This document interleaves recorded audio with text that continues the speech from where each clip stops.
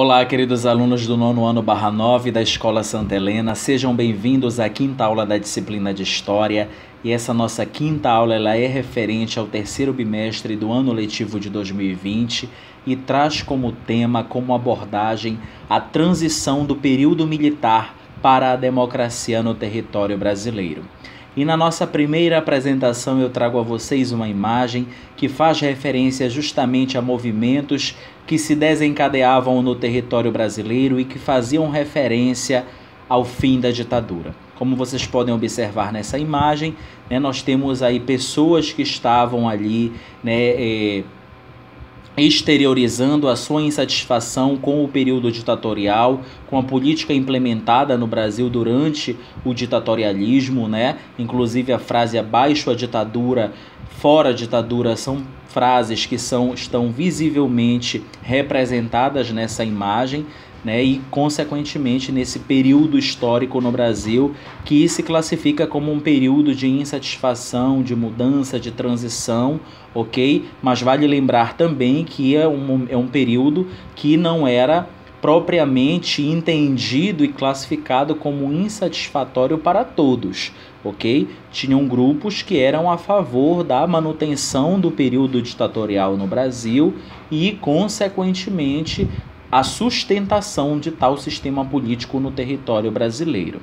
Então, levando em consideração todos os acontecimentos que estavam se desdobrando no território brasileiro, é importante nós termos como referência que a chamada era militar, ela lastra-se de 1964 a 1985, época difícil, truculenta, os chamados anos de chumbo, inclusive, como são classificados historicamente, cujo ponto mais significativo dera-se com a edição do Ato Institucional 5, o AI-5, como também é classificado. Outorgou-se uma nova Constituição em 24 de janeiro de 1967.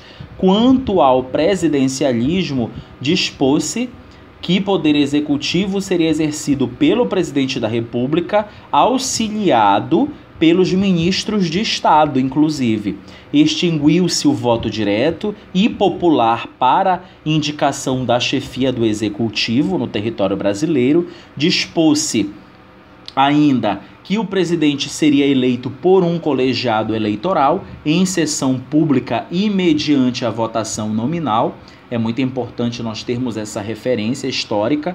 O colegiado eleitoral, inclusive, seria composto por membros do Congresso Nacional e por delegados indicados pelas assembleias legislativas e estaduais. Cada assembleia estadual ela indicaria 3 delegados e mais um por 500 mil eleitores inscritos no estado.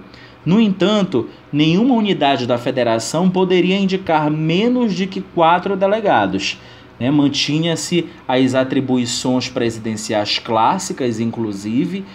No entanto, em 1968, como reação do governo a uma negativa do Congresso a requerimento para que se processasse o deputado Mário Moreira Alves, reivindicou-se com a suspensão das garantias democráticas, ok? E editou-se o Ato Institucional 5, de 13 de dezembro de 1968.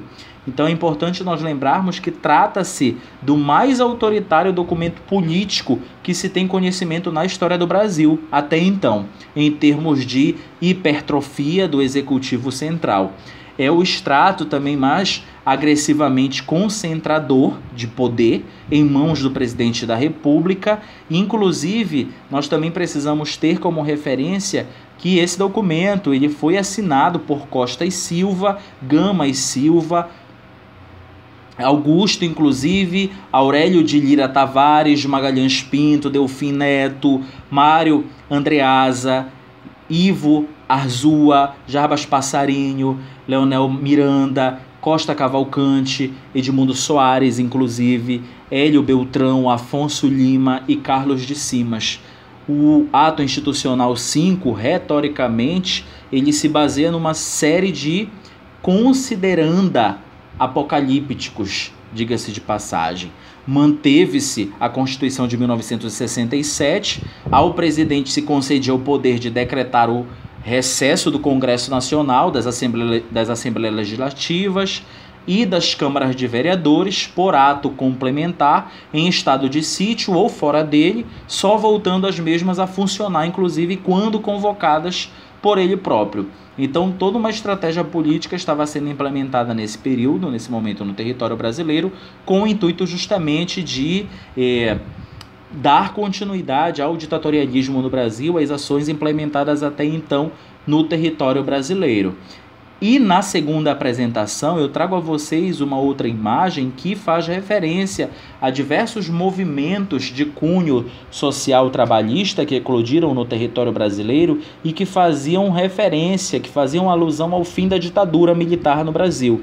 Inclusive, nós temos aí uma representação nesse segundo momento, né, nesse segundo slide que eu trouxe a vocês, nós temos justamente aí placas que faziam alusão ao fim da ditadura, né, inclusive as lutas trabalhistas no território brasileiro e assim sucessivamente. E dentro desse contexto, é importante nós também reiterarmos que o presidente poderia também, em nome de um imaginário interesse nacional, decretar a intervenção nos estados e municípios, sem as limitações previstas na Constituição então vigente. O presidente ele estava autorizado a nomear também interventores estaduais, autorizava-se também ao presidente a suspender os direitos políticos de quaisquer cidadãos pelo prazo de 10 anos e cassar mandatos, inclusive eletivos federais, estaduais e municipais. E ainda mediante decreto, o presidente poderia demitir, remover, aposentar ou pôr em disponibilidade servidores públicos, assim como empregados de autarquias, empresas públicas ou sociedades de economia mista, e demitir ainda, transferir para a reserva ou reformar militares ou membros das polícias militares, assegurados, quando fosse o caso, vencimentos e vantagens proporcionais ao tempo de serviço.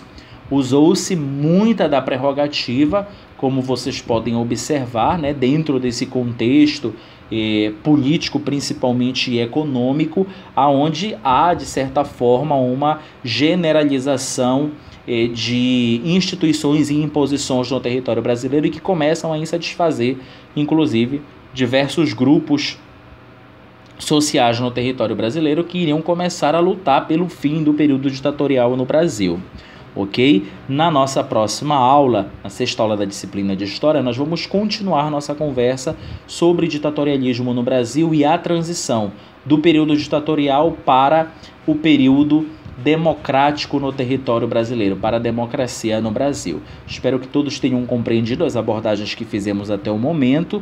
Não esqueçam de deixar o seu joinha, de colocar o seu comentário, adicionar o seu comentário no nosso vídeo para que possamos fazer as nossas interações, ok? E até a nossa próxima aula, onde nós vamos dar continuidade a esse período transitório na história do Brasil, no processo político brasileiro. Até a nossa próxima aula, gente. Cuidem-se. Tchau, tchau.